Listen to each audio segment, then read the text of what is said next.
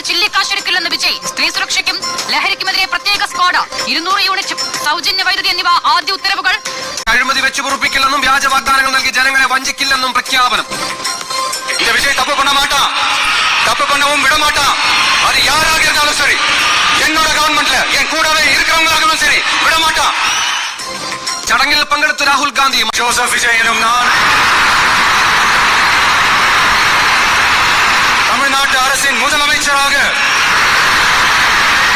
உண்மையாகவும் உளச்சான்றின்படியும் என் கடமைகளை நிறைவேற்றுவேன் என்றும் அரசியல் அமைப்பிற்கும் சட்டத்திற்கும் இணங்க അച്ചമും ഒരുതലൈ സാർവും ഇன்றி നിറഞ്ഞു കവിഞ്ഞ ചെന്നൈ ജവഹർലാൽ നെഹ്റു ഇൻഡോർ സ്റ്റേഡിയത്തിൽ ഓരോ വാചകത്തിനും കയ്യടി. ഒപ്പില്ലാതെ മുഴു മുതൽ ആட்சியையும் ஒருமையையும் நிலைநிறுத்துவேன் என்றும் தமிழ்நாட்டு அரசின் முதலமைச்சராக உண்மையாகவும் உளச்சான்